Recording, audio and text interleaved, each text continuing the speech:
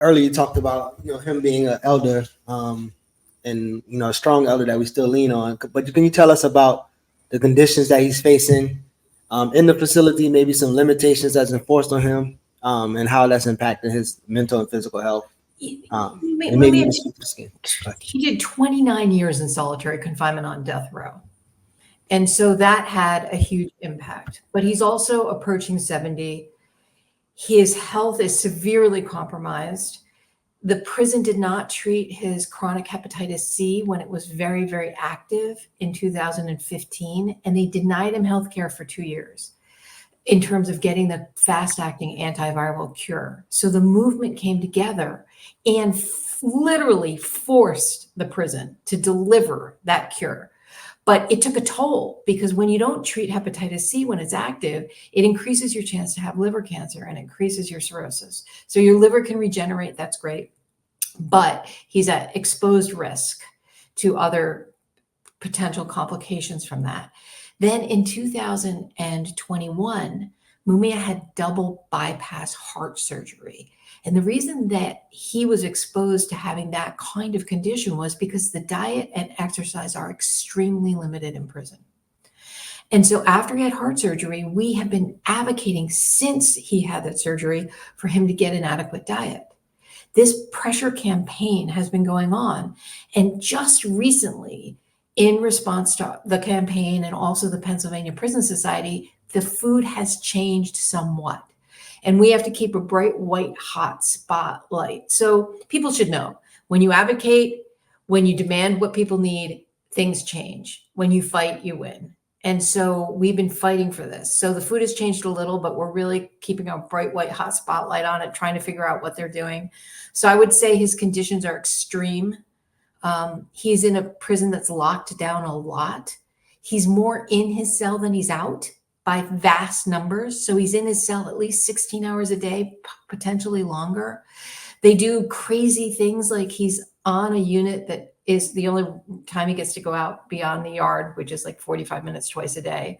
And they close the yard for hail, for fog, for staffing shortages, for rain, for snow, for heat. They're closing that yard all the time. So then he has the day room. So the day room is right off this block of cells, but they're now making, for the last 4 months, they're making everybody who goes to the day room sit still. And so Mumia used to walk the day room, but now he can't do that anymore. And they're just, it's like a very corrupt, white, rural environment where they just don't care. So they'll put an elliptical on the unit and say that they fixed the exercise problem, but they don't put the elliptical near an outlet. So, it's like, so Mumia has an adapter that can fit it and he can use it.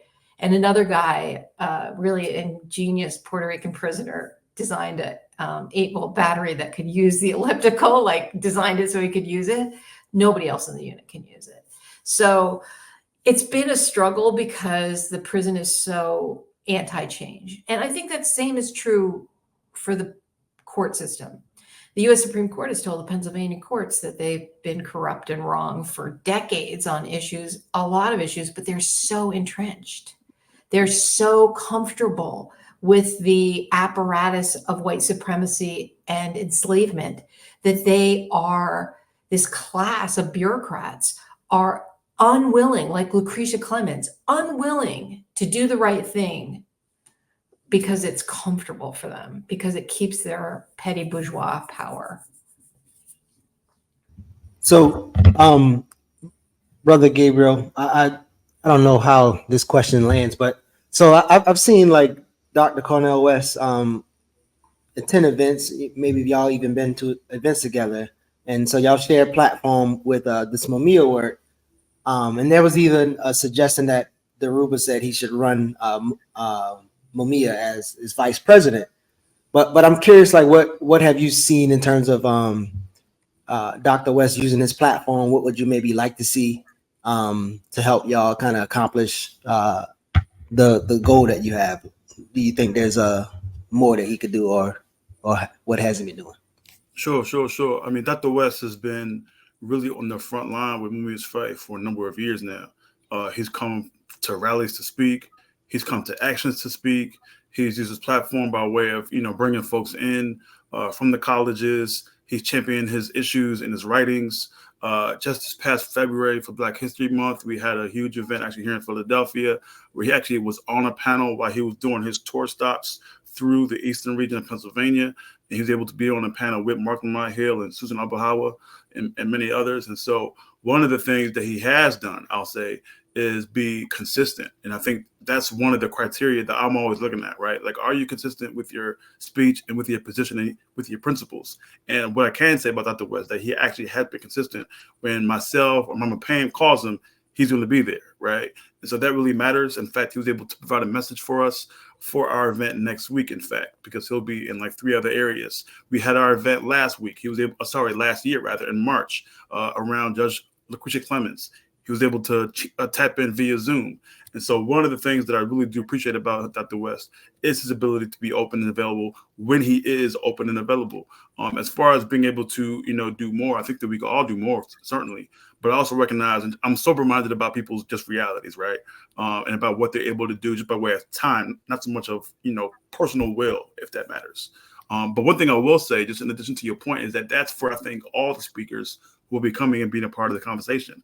That includes people who will be coming next week, like Chairman Fred Hampton Jr., who, again, consistently through the years, we make the call, he's out there coming from Chicago or wherever he's at during that week or time that he's supposed to be coming in. That matters for Mark Lamont Hill, who could be doing several other shows that evening, but tries to make some adjustments to be there with us. And again, many other folks.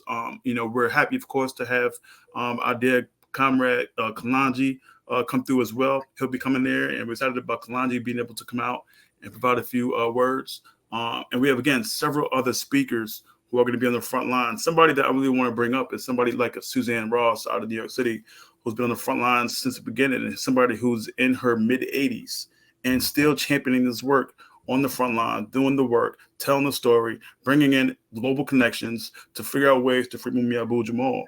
People like Laura Whitehorn, people who have been really on the front lines of this political prisoner struggle and really have an insight and an expertise on how we can win. And more importantly, how can we utilize those gifts and talents towards the legal strategy as well, merge those energies to hopefully eventually get him home. And that's going to be sooner than later.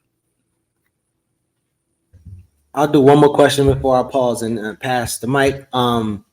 So, Sister Gwen, I know they just mentioned Lucretia Clemens, and I know there's been evidence out forever that even like the bullet that was in Faulkner doesn't match the gun that Mumia has.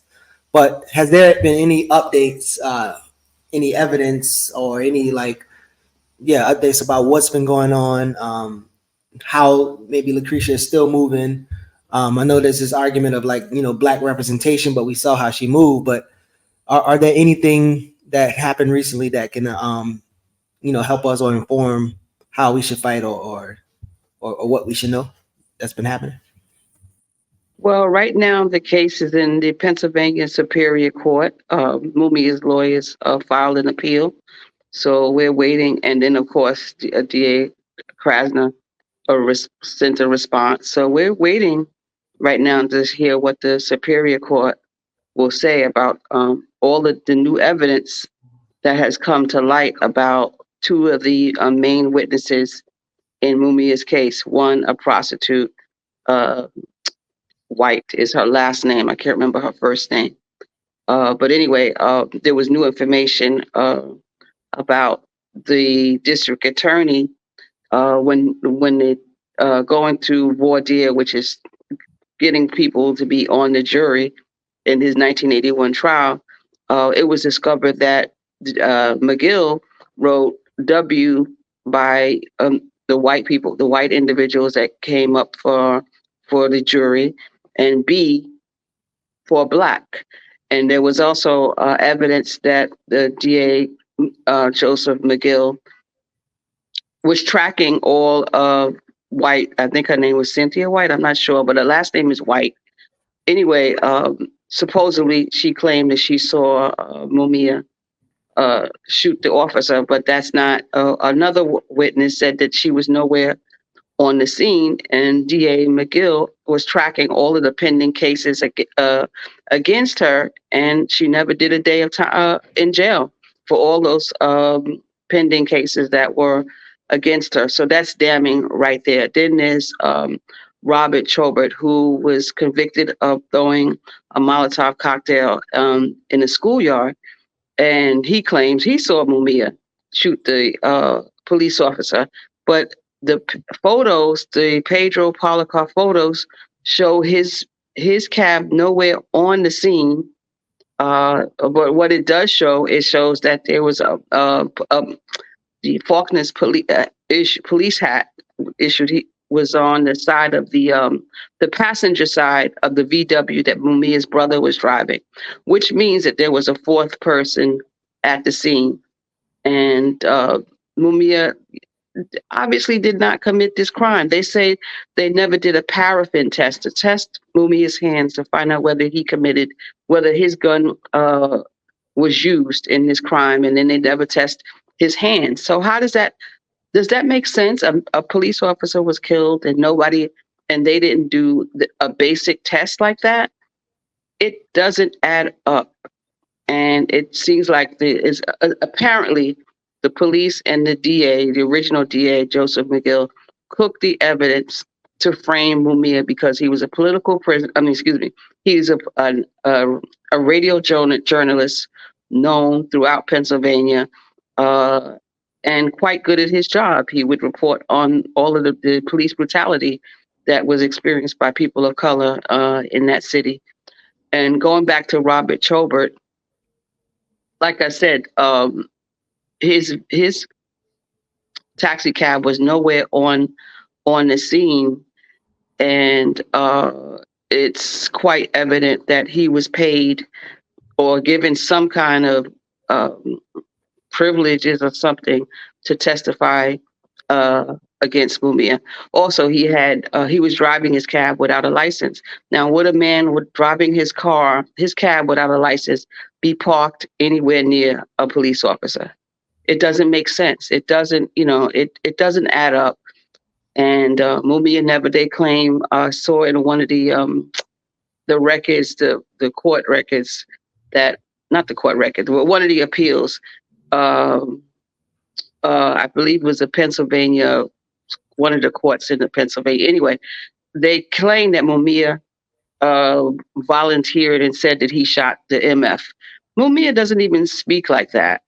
That same cop, Giordano, was convicted. He was convicted of evidence tampering and fraud, extortion. This man had some real problems with his statement that he claims that he heard Mumia say he shot the MF, and that couldn't have been possible. Even the doctor that tended to Mumia that night said that Mumia was almost in shock. He had blood in his lungs, and there's no way that he could have. He never heard Mumia say anything. Also, another police officer, Gary Waxel, wrote in his notes that the Negro male made no comment. That's basically what he said. So the case against Mumia is a blatant fraud, and DA Krasner should show some courage and admit that the case is a fraud and that police and prosecutors framed Mumia, and they need to end this farce so Mumia can come home and spend the rest of his days with his family and friends. The man is 70 years old and not in the best health. And if they really wanted justice, he says he's about justice and he's trying to clean it up, then Mumia's case should have been because so far there's been 44 cases that have been people that have been exonerated. Why not Mumia? It's blatant that he was framed, and he knows it.